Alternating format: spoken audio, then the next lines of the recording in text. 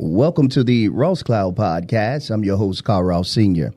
And this platform was created to motivate and to inspire in hopes that you will become a better you. Want to make sure I give a shout out to everybody that's listening all over the world. Thank you guys for tuning in to the Ross Cloud Podcast. And while you're at it, make sure you hit that subscribe and like button and continue to follow and support us. Listen, we have a very, very special guest with us here in the building. We have entrepreneur, a Milliner, hatmaker, Mr. J. Faulk. What's happening, Jay? How you doing, Mr. Cloud? How are you today, sir? Man, I can't complain, brother. It's good to have you, man. And thank you again for gracing us with your presence here on the Ross Cloud Podcast. I'm honored to be here, brother. Thank you for inviting me. Absolutely, man. So listen, man, I like to always give a backstory to guests that I have on the show. And I'm so glad that, first of all, we made this happen in Crossing. So I like to take the folks on a journey. But before we take them on your story, about your life and exactly what a Milliner does and how they do it, and specifically your style and how you got into hat making. Ladies and gentlemen, when I first met Brother Jay, we were in Crossing, and actually Wu made the connection first. I think Wu kind of touched bases with you, and then we were able to tap in finally. But one of the biggest things with me, Jay, that got me with you, and I respect it to this day, you said, brother, I want to know you first. Let me get to know you first, man. Sure, I'll be glad to do your platform. I love to sit down and chat, but let me find out who you are. That's link up, man. Yep. And that's exactly what we did. And moving forward, as you can see, I'm rocking one of these J. Faulk hats. You know what I'm saying? It's beautiful. It's crispy. I love it, and I look good in it. You know what I'm saying? So where you from, Jay? I'm originally from Brooklyn. Brooklyn, New York. Okay. I've been down in Greensboro a little over 4 years now. Right on. What brought me here, my wife and I, she had retired. She worked in the financial industry. And said, babe, I can make hats anywhere. You ready to go? Let's go. Let's get it. The kids are grown now, so let's go. Yeah. So we're down here in Greensboro, in proximity to the kids. Okay. Anyway. Yeah. And so I'm still here making hats, do what I do. Man, I absolutely love it, man. And if you can make it in Brooklyn, New York, you can make it anywhere. Yeah, you got that right. That's a true statement, I'm sure. You got that I right. always hear everybody come from New York, any of the boroughs in New York. That's the first thing I hear people say, man. Like, cost of living is expensive. If I've been making it this long in New York, then I definitely can come down south and get it. And really understand what that is. What was that transition like for you, man? Being that, first of all, it's a slower pace. It's the towns are how can I say that? You're going in and out of towns, similar to boroughs, but not boroughs. Not so clustered, not so tight fit too. What was your experience like though, man, when you're transitioning down here from north to the south? Well, see, I had a 2-part transition. Okay. Before I got into hat making, I still work in the magazine industry. Did you really? Yes. I started to negotiate contracts for Hearst magazine. So in '92, they relocated from New York to Charlotte. Okay. And that's where I got my first taste of the north back to the south. So that's my earlier transition. So what it's like to transition from New York to here to the south, it was a go because I'm used to the fast moving. Yeah. Everything going on, everything open. Yeah. Nothing shut down at 6 o'clock like Greensboro buses start running at a certain time. Yes, sir. But as I gotten older, the lifestyle fits me. It gives me a chance to hone in on my skills and as rushed as I used to be. I don't have my store where I'm on the ground floor where I have to make sure people walk by traffic. So now I do everything on social media, website. Okay, cool. And word of mouth. So. Oh, man, I love it. I absolutely love it, man. You have a very, very unique style of making your brims too, your hats. And I love it. How did you get into, who introduced you to hat making? Because I heard you say you transitioned from working, was you working in a magazine? Yes, in magazine industry. Mm-hmm. Okay, you was working in the magazine industry. Well, that's piggyback, man.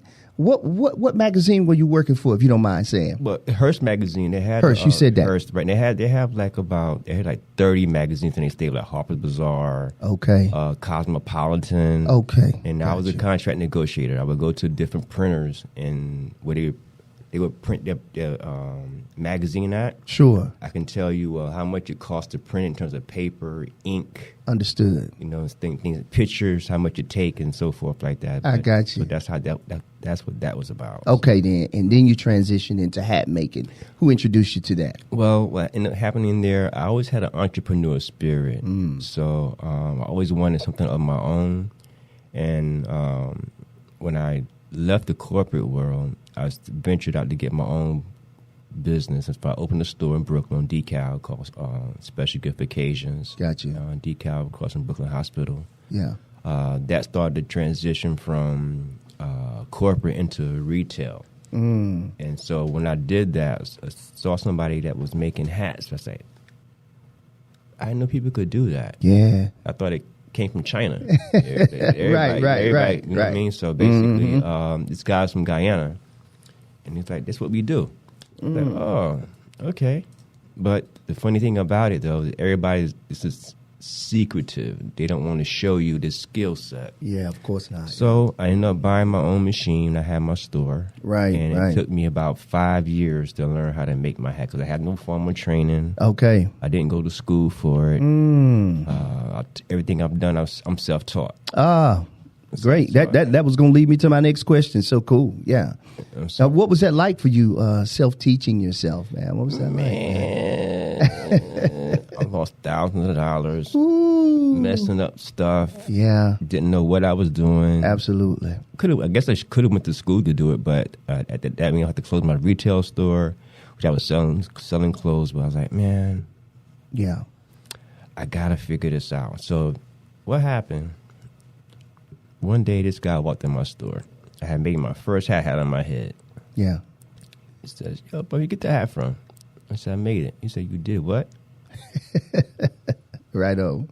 I said, "I made this hat." Yeah. He said, "Can you make me one?" I ain't sure about that. I ain't know anything about different head sizes. Sure. And, stuff like that. Absolutely. And so I said, I'll give it a shot. Yeah. So it took me about maybe a month to get his hat together where I would present it to him. Yes, sir. Yes, sir. Guy came to me, name is Yaya. He came to me, he says, "Hey, Brother Jay," he says, "I really don't like that hat." Really? Yeah, he did. Yeah, he did. He said, I said, "Bro, I told you it's my first hat." So I yeah. He said, "But I'm going to make you better."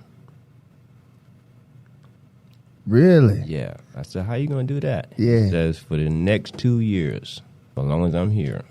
Yeah. He became a good friend of mine. "I'm going to buy a hat from you, one hat every month." And he did that for 2 years. Wow. And now he's in Atlanta, Georgia. We've been friends for almost 18 years now. Beautiful, man. Yeah. Beautiful. Thank you, y'all. Yeah, sure enough, man. That's great to have that support. And he kept rocking with you until you got better and better and better. And now he's probably one of your best customers, too, as well as a friend. Yeah, best customer and a friend. I love it, man. So why hat making? You could have did anything else. Why hat making, man? Man, I don't know that. Really? Okay. No. Because it started out with clothes, right? Mm-hmm. And I can tell you what happened. Okay, yeah. It's people like yourself who come to me and says, "I need a hat." Yeah, I got you. And when you got your hat, Mr. Cloud, when you put it on, what'd you say? I love it. That's the first thing I said. It's dope. I rock with it. The smile that it puts on a person's face. Absolutely. The energy that goes in it. Yeah. It's something special. You're not buying it from Macy's or Saks or Louis Vuitton. So your hat you got on your head, yes, it's made of wool material, the crown. Mm-hmm. The brim is made of satin ribbon, which is very flexible. Yeah, I love it. It's very flexible. Yes, sir. Right. So Yeah. I try to make it affordable as well. Mm-hmm. And you can pick it any colors you want. Yes, that's true. That's true. It's a 10-day turnaround in the hats. Right on. Because I enjoyed the process. I enjoyed coming upstairs. I enjoyed picking it out. I enjoyed everything about the process that you took me through. We looked at several hats until I was like, look, I want this. I want this. I want this look. And I was telling Wu a few minutes ago, I said, man, he gave me that Run DMC, that Reverend Run look, and I absolutely love it. I do. And not only that, folks, he actually put Ross Cloud inside of it and J Faulk hats. So it's a pretty dope. It was a dope experience. I absolutely love it. As you can see, I got my feather. Now, you guys probably can't see it, but I got my feather on the other side. Yeah, moved it over. Yeah, it's fly, man. I absolutely love the hat, man. So where do you draw inspiration from, man? Where do you draw your inspiration, man, from when you're making your caps, man? Or does it come from the client? It comes from the client, and actually, well, you've been up to my space. Sure. You see all the different straws Man, laying around yes, everywhere I love it. and stuff like Yeah, that. So what may happen, I may end up, it may take me a month to make a hat, because what ended up happening, I'll start it out, and I don't really like that, so I put it to the side. Yeah. Start another one. Sure. Put it to the side. Then I may see some thread color later on. Yeah. And I'm like, oh, that look kind of dope together. Mm-hmm. Okay, then I end up putting it together. Or I have a couple stores who have ideas they want to have. Sure. They want to have special design for themselves. So it's kind of all over the place, my inspiration. For sure, man. For sure. It's different for me because I really don't do interviews. This is my first real interview. Is it really, man? So I'm a little nervous and sound like I'm stumbling on myself. So this is just who I am, basically. Right on, man. But it's all good. I can honestly say this is exactly who you are. Because when we conversated, very low speaking, to the point, let's get it done. That's it. That's it. I guess that's the Brooklyn way, huh? I don't know about the Brooklyn way, but that's the J Faulk way. My man, 50 grand for sure. I love it, man. And the fact that you've gone independent, you're doing it yourself, man. That's one of the biggest things for us. Like, we wanted to highlight. That was the biggest thing we wanted to highlight. You doing it yourself. And as you stated before, you messed up some hats, thousands of okay. That's real. That's real. Still mess up, man. Sure thing. Because nothing when you're designing something. I'm sorry, I mean to cut you off. No, you're fine. But when you're designing something, it's never perfect. It's sure. You're sculpting, you're molding. Yes. You're always trying to make it better than the last one you made. That's right, man. That's right. That's so important. I'm glad you said that because you're always evolving. Have to. Always learning. Have to. That's so awesome, man. What is the best hat for all seasons, or does it really matter? Can you wear a hat whenever? Well, I mean, the hat industry has changed a lot. Really? Yeah, it's changed a lot. There more. When I first started doing hats 20 years ago, there wasn't many hat makers doing them, and now you got kids going to schools on how to block hats and stuff like that. They're doing felts and wools and making wide brims. Yeah. See, my thing was I didn't want to be like everyone else. Mm-hmm. You wanted to be you. I wanted to be me. Be Jay. I started doing stripes in my hats and do women hats and lady hats. So to answer your question, what is the best kind of hat? Well, people used to wear straw hats for spring, summer.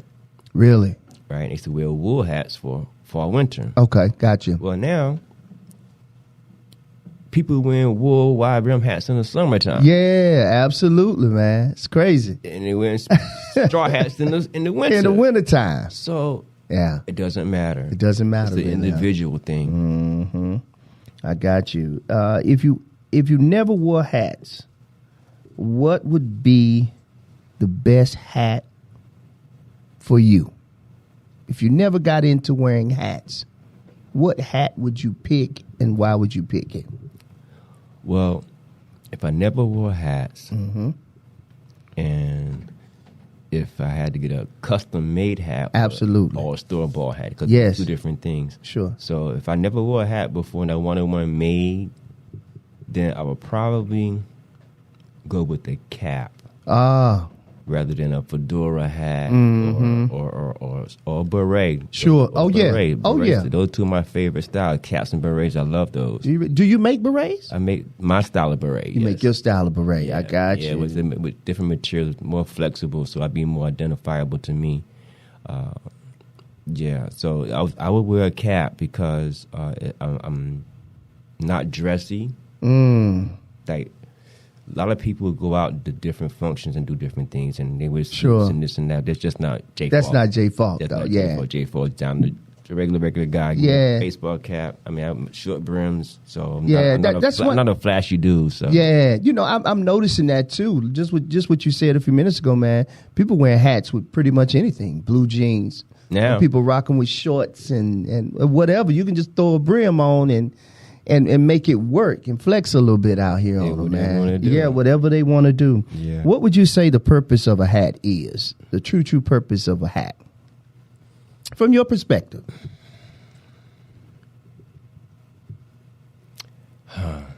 That's a good question. Yes, That's sir. a good question. What's the true purpose of a hat, man? Well, for me, it sets my mood. I gotcha. And I don't know if you can understand that, but when I say that, right, the purpose of it, how do I say that? Yeah, take your time, man. You're good, bro. How do I say that? What's the purpose of it? So for me, my purpose is my crown. It sets my tone. So I don't know if I answered correctly, but it sets my tone in terms of how do I feel today. Yeah. I feel like dapper. So then that's my tone. I love my it. Purpose. Yeah. I put on vibrant, whatever it is. Or, I feel like just going to the store, throw a cap on. So it's just, I guess, the purpose of how you feel. I don't know how to answer that, Mr. I got you. Yeah, I'm stuck on that. No. I got that. That's a good thing. I'm gonna think on that. You're gonna think on that one, right? Yeah. I never got that before. Yes, sir. Yes, sir, man. Listen, a few minutes ago you said something about blocking.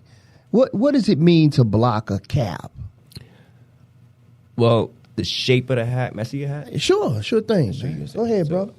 I would take mine off. My head's kind of messed up. Nah, you good, bro. With the shape of your hat right here, right? So if it gets out of shape or whatever it is, so you can take a block, because I don't have the same crown, same shape of the hat, and steam it.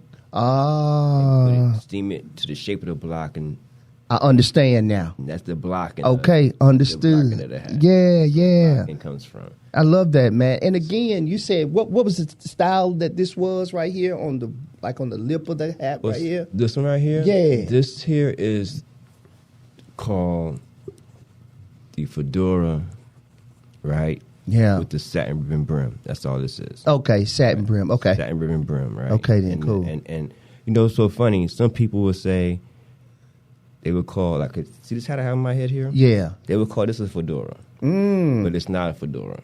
Got you. It's an untouchable. Well, what's the difference between an untouchable and a fedora? Yeah. The untouchable has a straight indentation. In the middle. Understood. The fedora has a teardrop in the top. That's the true fedora. Man, I love it, man. Thank you for taking the time out to explain that too, man. I love it, man. So what's the best way to store your hats, man? I guess I know we buy hat boxes. That's the only way to do it. That's the only way to do it, to keep the shape and everything, keep it protected. Keep it protected, put it in a hat box. I got you. Put plastic around it and store it. Yeah. You really want to keep it that way. But then there's material that I use, I don't know if I got any over there, called chenille. And it's crushable. Really? So you don't have to worry about storing it. Just throw it. Just throw it. Wow. And it comes right back to shape. I got you. So what are your thoughts on this new distress look that people are putting on the fedoras and everything? I actually want to get into it. The next one that I get from you, I definitely am going to get it distressed. But what's your thoughts on that, this new distress look that people have on the brims? So again, I am different. Absolutely, Jay. I got you, brother. And the distressed look is going to come and go. It's a trend. And people. You don't see it lasting long, Jay? Nah. You don't? I don't. Not okay. Not really, because people they're gonna draw art on it. They're gonna do different things with it. Yeah. So it'll probably go for 2 or 3 years, and then somebody else will come and do something different with it. That's true too. So I agree with you. The first time I saw that distressed look was D.L. Hewley. That was the first time I saw him he did it on his stand-up. He had on a distressed fedora, wide-brimmed fedora, and it was real distress. And I was like, man, that's different. At first, I thought something was wrong with the hat. Yeah. But then then after a while, I said, okay, this is actually fashion. It's making a fashion statement. And I know fashion always evolves. It changes. From year to year, seasons. It just changes. That was the first time I saw it. And I was like, okay, that's kind of dope. And I was like, well, by the time I get it, it'll probably be done. Everybody, yeah. Because everybody's done it, man. Yeah, they'll continue to do it. But the one thing about it, though, when you distress a hat, it's just making it look old, and so I can do that without the fire and spending the extra money people charge to distress a hat. They charge a lot of money to do that. Sure, they do. I want to go back a little bit from the beginning for you. If we can talk about, I'm sure you had an arduous journey to get there without divulging of too much information, because I don't want folks to think that this was just like this easy. You transitioned from New York, you came down here, I'm shaping hats, doing hats. Without divulging of too much information, can we talk a little bit about your journey to where you are now, from leaving New York? Because again, you're coming from Brooklyn, man. That couldn't have been easy for you. So like I said, without saying too much, if you can just give us a little bit about your journey and the where you are, and then we'll continue on with the interview, because the premise of the show is to make people become better. So let's say it this way, Jay. If you could say something to motivate someone, to help them to keep going on their own journey, and we know each journey is personal. It's, everybody's makeup is different. Everybody's journey in life is different, and how you move and how you get through things may be different from somebody else. But if you could say something that could motivate someone to not give up on their dreams, what would you say to them? We'll put it like that, Jay. Exactly that. Don't give up on, don't give up on your dreams. Don't give up on your dreams. Right on. It's not going to be an easy walk. Anything that's worth having and worth keeping is going to be pain. Even the greatest of the greats, I'm nowhere near that. They go through pain. Sure. And so for my journey, it's hard, especially when you rely on yourself as an entrepreneur. That's it. So that means you have to find a way to bring income in. Yeah. For not only your household, but to keep your business afloat. Keep your business afloat. As well. Yeah. So it's not easy. That ain't easy. No, sir. Especially when you're funding it yourself. Funding it that yourself. key word right there. No support. No support. You're getting it out the mud, as the young folks say. The grind is real. Man, yeah. The grind is real. Talking about living. People live paycheck to paycheck. Well, shoot, J. Faulk was living hat to hat. I like that. I like that. From hat to hat. I had to grow from that hat makes to sense, hat. Man. I couldn't get to the end of the week without. I got to sell the first hat, then to sell the second hat, then the third hat. Yeah. Well, if I sell a hat now, I gotta make sure I take a portion of money, put it back to do it again. Come on, man. But now, the certain portion of money, I still got to pay rent at home. Yes.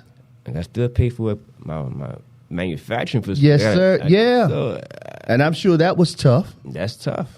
Yeah. So searching for material is not easy either, huh? No, but what was good for me was in New York. which is where my base was. Oh, gotcha. Like, which is where I started learning everything. The material is plentiful. That's the fashion capital of the world. Oh, so yeah, I can walk into fashion, just look and grab materials and things like that. So that was easy.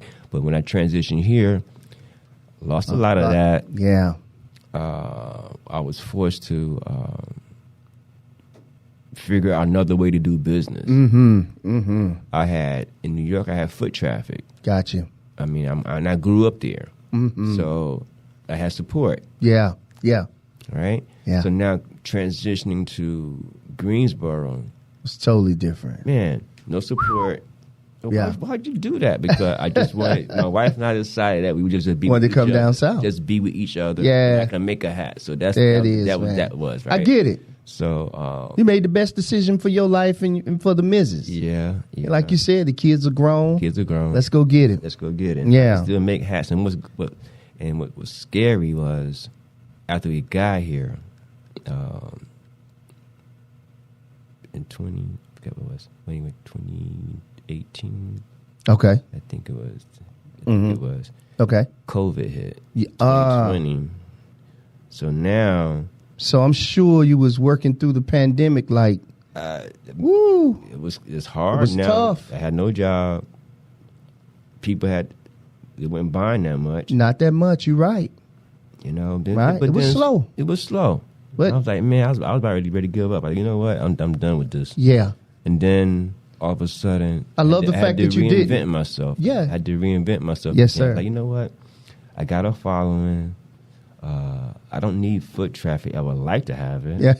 right. I really need it. But you was okay with, you was like, shoot, man, we good. We good. Yeah. And then I started learning. My wife started telling me, baby, learn how to start trading in crypto. And I did. Did you really? Yes, I did. Did you like it, man? Man, was you a pretty good experience at it? I love crypto. You kidding me? Oh, wow. You kidding me? Man. What?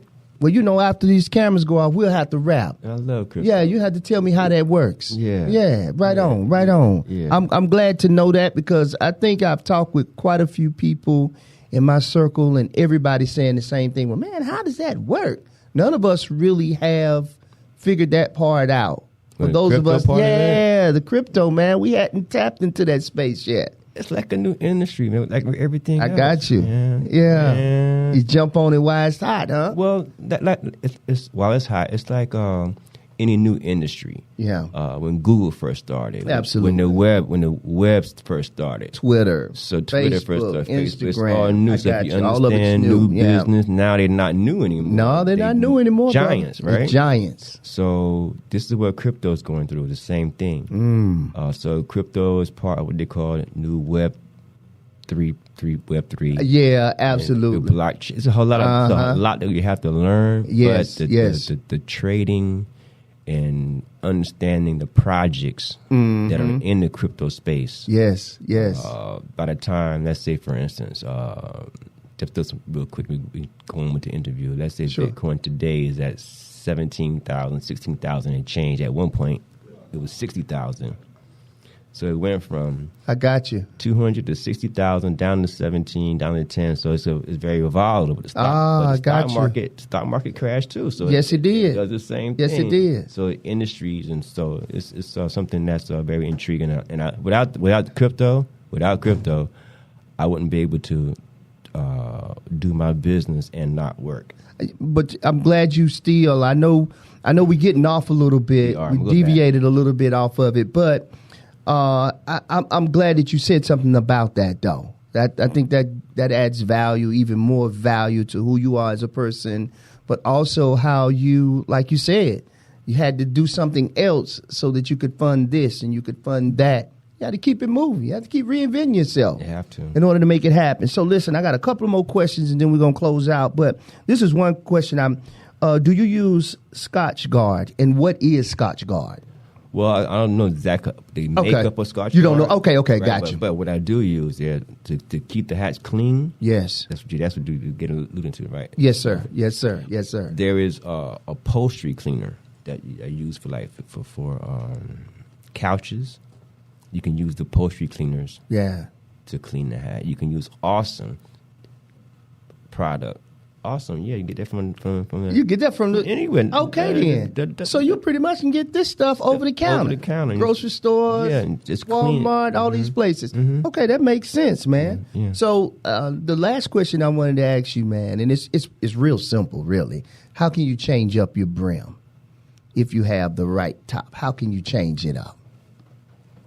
Well, if you want to change the style, if you want to wear it a different way, if you want to, I pretty much can answer that one, but I'd rather you answer it. Because you're the Milliner in the house. But you can always add feathers. Yeah, because I definitely got mine. You can always take the band off. Most hats that I make the bands removable. Okay. So that today you can switch out the bands. Put a band on the hat. Gotcha. Put a red band on the hat. Yeah. I love gold band on the hat. For sure. So for sure. Change it up. I got you, man. So what's the best hat for a small head, or does it even matter? A big head, small head, do it even matter, man? It's all about style. It's all about style. I've seen guys with big heads with small hats on the top of their head. I've seen guys with small head with big hats on their head. So it doesn't matter. It doesn't matter. It's about the individual person. It's about the individual person. Listen, Jay, man, this right here has just been absolutely phenomenal, man. And I'm so glad to actually meet a Milliner directly in front of me. And I love the fact that you're not limited to just men hats, because you do make women hats too. Yes. Which I think is pretty awesome. Also because women can also buy their hats from you too as well, man, which is cool, man. I'm looking at some of the hats over here now, man, and I'm going to tell you, some of the good first ladies and the church, make them first lady hats, man. They absolutely love them hats. I'm looking at them now.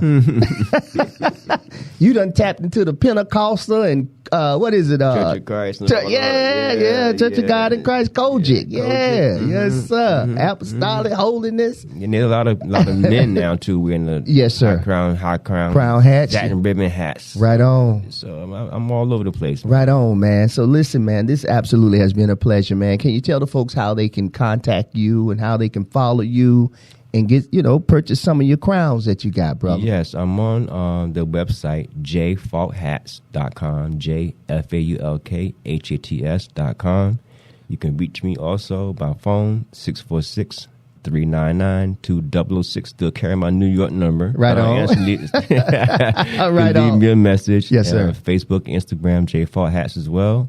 And my email, jfaulkhat@gmail.com, or stop by for the personal visit. Come on now. 301 South Elm Street. Yes, sir. Greensboro, Suite 416, 417. Yes, sir. You won't be disappointed. I trust you. Trust me. Trust me. He also has a brother up there that does stitching too, right? Yeah, am I correct? There's some tailoring going on up there. Right on. You got some tailoring going on. Right on. She needs some clothes fixed or made. David Alexander's the guy. There it is. I absolutely love it, Jay Faulk. And what's next for Jay Faulk and us closing, man? What's next for Jay Faulk right now? I'm trying to. And you don't have to tell it all. Yeah. No. Yeah. I'm leaning more towards closing down. Come on. What? Yeah. Are you really mad? Yeah, because I can't continue to do hats the way I'm doing now. Sure. So what I'm meaning by closing down is that I'm going to phase back into just making hats for other designers. Oh. And just do my crypto. I love it, man. I love it. So listen, let's run it up. Let's get at Jay Faulk and get you a Jay Faulk hat. I promise you, you won't be disappointed. Listen, this is the Rose Cloud Podcast. Make it a great day and keep being great. Peace. Thank you for having me. Yes, sir.